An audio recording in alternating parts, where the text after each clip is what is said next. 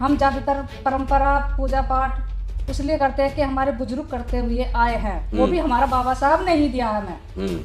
ये जो दिया है पूजा पाठ का भी बाबा साहब ने हक दिलाया है, तो आप जो पूजा पाठ हमें करना पड़ता है। मतलब पूजा पाठ में करवा चौथ का व्रत हुआ हाँ या अलग, उसके अलावा और बहुत सारी परंपरा है, सभी निभाते हैं आप। बाबा ने करा है, ये भी हक दिलवाया है कि मतलब हमें हक से अदा कर दिया था बिल्कुल। मतलब मंदिरों का जो हक है वो दिलवाया, इसलिए आप मंदिरों की तरफ जाते हैं जी, दर्शन करके आए थे आप। ग्वालियर जी गए थे, हम कांगड़ा वैष्णो देवी गए, ये तो हमारी मन की श्रद्धा है, अपने मन को हमें मन को भी गए थे जी, सब जगह दर्शन करके आए। सभी तीर्थ पर स्थल वो जाते भी हैं। मतलब यही है, हमारे बाबा साहब ने ही हमें तक पहुंचाया, जो लिखाई पढ़ाई करके अपना कामयाबी पे हम खड़े हैं, इसलिए चले जाते हैं। इसलिए अपने घूमने चले जाते हैं, दर्शन करने चले जाते हैं। ऐसी वैसी ना जाके हम भगवान के उसमें दर्शन करने चले जाते हैं। कि जो इंसान दोनों तरफ चलता है तो वह दोगला हो जाता है। आप एक तरफ बाबा साहब अम्बेडकर जी को मानते हैं, अच्छी बात है, दूसरी तरफ आप देवी देवताओं को, भगवानों में इनमें आस्था रखते हो, ये भी अच्छी बात है, क्योंकि हमारा किसी की आस्था को ठेस पहुंचाने का मकसद नहीं है। और आप दूसरी तरफ कहते हैं कि डॉक्टर बाबा साहब अम्बेडकर जी ने, वह हमारे जो पूर्वज है वह करते आए इन कामों को, इसलिए हम कर रहे हैं।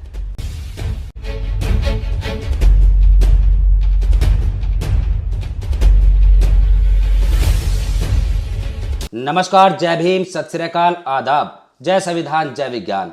मैं उमेश करुणा और आप देख रहे हैं BH न्यूज नेटवर्क। आज हमारे साथ है दो महिलाएं, जिनमें एक, क्या नाम है आपका? सुमन जी हैं, और दूसरी दीपा जी है। तो सबसे पहले हम शुरू करेंगे कि आप सुमन जी, जैसे कि डॉक्टर बाबा साहब अम्बेडकर जी और उसके अलावा जो देवी देवता है कथाकथित हिंदू धर्म के अनुसार, उन दोनों में से किसको ज़्यादा लाइक करते हैं? लाइक तो हमारे बाबा जी हैं हमारी जिंदगी के लिए, बाबा जो साहब एक अच्छा हमें संस्कार दिए और अच्छी लिखाई पढ़ाई में हमारे बच्चों को सब वो कर रहे हैं जी। अच्छा तो हमारे लिए भगवान वही हैं जो हमारे बाबा साहब हैं हमारी जिंदगी के लिए जी। और उसमें बुद्ध जी का भी ज़्यादा वो है हमारा। हम ज़्यादातर परंपरा पूजा पाठ इसलिए करते हैं कि हमारे बुजुर्ग करते हुए आए हैं, वो भी हमारा बाबा साहब ने ही दिया है हमें।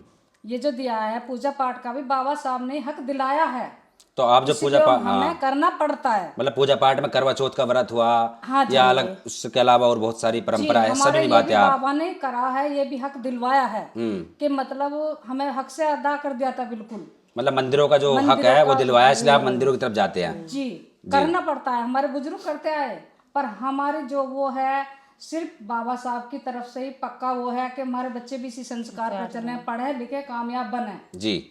हमारा यही वो है कि ये भी बुद्ध जी की वजह से ही ज्ञान मिला हुआ हमें, कि बुद्ध जी ने कहा कि पढ़ो लिखो कामयाब बनो जी। इसी तरह हम बच्चों को लिखा पढ़ा के कामयाब कर रहे हैं कि हमारे बच्चे किसी की मजदूरी या कुछ वैसे हाथ नहीं फैला।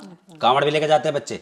नहीं, कांवड़ लेकर भी नहीं गए, 2 बार लाया लड़का कांवड़ जी। वो उसकी इच्छा है, मतलब कोई बात नहीं, जो भी परंपरा अपने बुजुर्ग की तरह से करो, पर पढ़ाई लिखाई मत छोड़ दो, अपने पढ़ाई लिखाई में कामयाब रहो जी। अपने पेन लो हाथ में, लिखना पढ़ना सब कुछ करो, पर अपनी वो मत करो, पढ़ाई लिखाई से अलग मत हटो जी। और दीपा जी, तुम जिंदगी का वो है, आपका क्या कहना है इसमें? हाँ, सही कह रही हैं, जो भी कह रही हैं चाची। मतलब कि जो कर्म कांड है, पूजा पाठ है, वो जरूरी है, दोनों चीज ही जरूरी हैं, जब से सबसे ज्यादा है। पढ़ी लिखी कितनी हो आप, ये बताइए पहले। मैं MA BEd हूँ। MA BEd है दीपा जी? हाँ जी। और इसके अलावा जो महापुरुष हैं उनके बारे में पढ़ती हो थोड़ा बहुत, जानती भी उनको महापुरुषों को, जैसे कि तथागत गौतम बुद्ध हुए, संत कबीर साहब, संत शिरोमणि रविदास जी, पेरियार, शहीद आजम भगत सिंह जी, इनके बारे में थोड़ा बहुत आप जागरूक हो?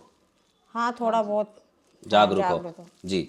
अभी पिछले दिनों आप शायद वैष्णो देवी भी गए थे? हाँ जी, दर्शन करके आए थे। दर्शन करके आए थे आप? ग्वालियर जी गए थे, हम कांगड़ा वैष्णो गए थे, ये तो हमारी मन की श्रद्धा है, अपने मन को हमें मन को भी गए थे जी।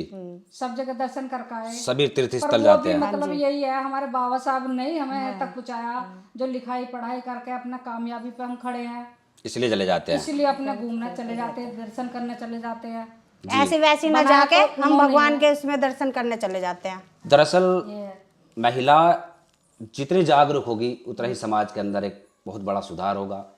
और डॉक्टर बाबा साहब अम्बेडकर जी की बातें करते हैं, और डॉक्टर बाबा साहब अम्बेडकर जी ने कहा था कि जब जिस समाज की महिलाएं ज़्यादा प्रगति करेंगी, शिक्षित होगी, तो वह समाज अपने आप ऑलरेडी आगे बढ़ेगा, क्योंकि समाज की प्रगति को वह महिलाओं से ही आंकते थे।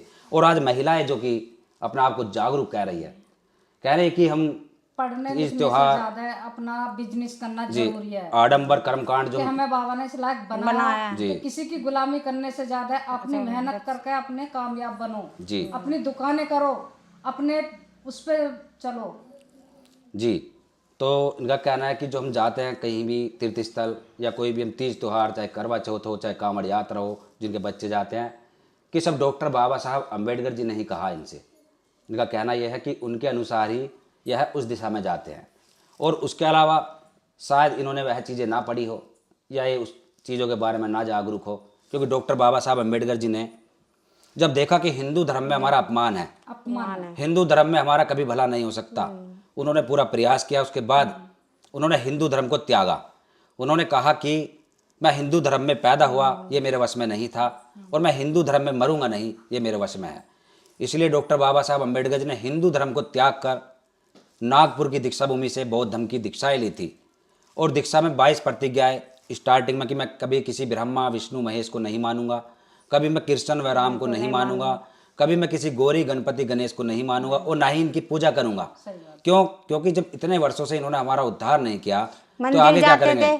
मंदिर जाते थे, बाहर से ही खड़े होकर देखते थे, प्रसाद लेने जाते थे, हमें भगा देते थे। ये क्या कहते, ब्राह्मणों के लिए बनाया मंदिर। तो देखो इतना कुछ जानते हुए फिर भी नहीं जानते हुए फिर भी हम करते हैं, क्योंकि निभाते हैं। हाँ, इनका ये एक कहना इनका ये है पर कि हमारा असली जो मुद्दा है, हमें मंदिर में जाने भी नहीं देते थे, जाते थे मैं भगा देते इसे थे। बोलते हैं दोहरी प्रणाली, यानी कि दोगला इंसान कहते हैं एक देसी लैंग्वेज में, कि जो इंसान दोनों तरफ चलता है तो वह दोगला हो जाता है। आप एक तरफ बाबा साहब अम्बेडकर जी को मानते, अच्छी बात है, दूसरी तरफ आप देवी देवताओं को, भगवानों में, इनमें आस्था रखते हो, ये भी अच्छी बात है, क्योंकि हमारा किसी की आस्था को ठेस पहुंचाने का मकसद नहीं है। और आप दूसरी तरफ कहते हैं कि डॉक्टर बाबा साहब अम्बेडकर जी ने, वह हमारे जो पूर्वज है वह करते आए इन कामों को, इसलिए हम कर रहे हैं। और तथागत गौतम बुद्ध ने यह कहा कि किसी बात को इसलिए मत मानो कि वह कोई परंपरा चलती आ रही है, और इसलिए भी मत मानो कि कोई पढ़ा लिखा इंसान कह रहा है, और इसलिए भी मत मानो कि कोई ज़्यादा अपने आप को ज्ञानी कहता है वह कह रहा है। उसको तब मानो जब आप अपनी विवेक की कसौटी पर खरे उतर जाए, यानी जब आपको लगे कि ये चीज़ सही है या गलत है। जैसे कि करवा चौथ का व्रत, करवा चौथ अगर तुम्हारी सास रखती आई, मोहल्ले पड़ोस की औरतें रखते आई, तो आप भी रखते आए हो। लेकिन आप अपने दिमाग से भी सोचो कभी कि गुलामी का एक प्रतीक है। यदि करवा चौथ का व्रत रखने से महिलाओं के पतियों की उम्र लंबी हो जाए तो कभी कोई महिला विधवा ना होती। ये अपनी तर्क, ये होता अपना तर्क, कि कभी भी किसी ने कोई बताया तो हमने वह मान लिया। जब तक अपने तर्क ना करो किसी चीज़ पे कि रात को झाड़ू मत लगाओ, सांप निकल जाता है, खाट को झाड़ कर उस पर लेटो, इस तरीके की बहुत सारी परंपरा है कि बिल्ली रास्ता काट जाए तो उस रास्ते में ये चीज कुछ नहीं मानती। मैं तो रात को भी झाड़ू भी लगा लेती हूँ। बिल्ली रास्ता काटती थी, मैं जब भी ये डर बैठाया गया है। पहले लाइट नहीं थी, हाँ, तो इसलिए कोई कामयाबी चीज बाहर नहीं जावे, इसलिए झाड़ू लगाने को मना। बहुत अच्छी इन्होंने जानकारी दी, इनको जागरूक है, काफी जानकारी भी है, इसलिए वो क्या करते कि लेकिन आज लाइटें है, आज लाइटें है, आज भी लाइट है, सब कुछ है, इसलिए घर स्वस्थ है, सब जगह अच्छा। इसलिए रात को झाड़ू लगाने से जो कोई मना करे अब तो तर्क दो उसको कि उस समय लाइटें नहीं थी, आज लाइटें है तो आज लगाओ। इसलिए कामयाब चीज कोई बाहर ना चली जाए, इसलिए लाइट नहीं जी झाड़ू लगा। पर अब ये बातें कोई बताते नहीं, उल्टी बातें बताते हैं। देखो सत्संग में जाती हैं औरतें, महिलाएं, ये सब गलत है। ठीक है, सत्संग हमारे किससे खिलाफ, अपने सास ससुर की, अपने बुजुर्गों की, अपने घर पे सास है, ससुरे है, देवर है, जेठ है, उनकी रक्षा करो, उनकी सुविधा करो, उनकी सेवा करो, उसमें सबसे अच्छा सत्संग है। बिल्कुल, देखो बहुत अच्छी बात, ये सबसे गलत बात है जी। अब 4 दिन बच्चे को छोड़कर वहाँ पड़ी हैं, वहाँ पड़ी हैं, अरे क्यों कर रहे हो तुम ऐसे? अपने घर में अपने बच्चों को 100 रुपये वहाँ खर्च कर 100 रुपये बच्चों को ला के खिलाओ अपने घर में। बिल्कुल बिल्कुल, अपने बच्चे परिवार बैठ के खाएगा, 100 रुपये तुम किराए में खर्च करके आ रही हो, फिर रात को दिन में वहाँ ठंड में पड़ी हो, बीमार हो जाओगी, दवाई गोली आएंगी, वे भी तो पैसे खर्च होंगे, ये इतना वो करना गलत है। देखो सुमन जी के एक एक शब्दों में काफ़ी तार्किक बातें हैं, लेकिन आज भी कहीं ना कहीं 2-4% ऐसा लगता है कि अभी इनको और थोड़ा सुधार की ज़रूरत है और जागरूक होने की ज़रूरत है, क्योंकि जैसे जैसे समाज समय बढ़ेगा, जागरूक होगा, वैसे वैसे ही एक सुधार भी होगा। इस पर आपका क्या कहना है? हमारे साथ सुमन जी ने और दीपा जी ने समय दिया, इनके लिए बहुत बहुत धन्यवाद।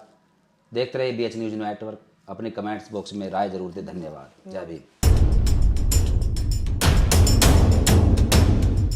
याद करो वह दिन जब मंदिर प्रवेश के समय हमारे साथ जो हुआ था।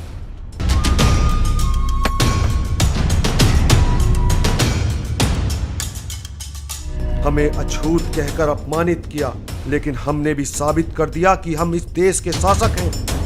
हमारे पूर्वजों को छल से, कपट से पराजित करके हमारी सारी संपत्ति, हमारी सारी विरासत लूटी।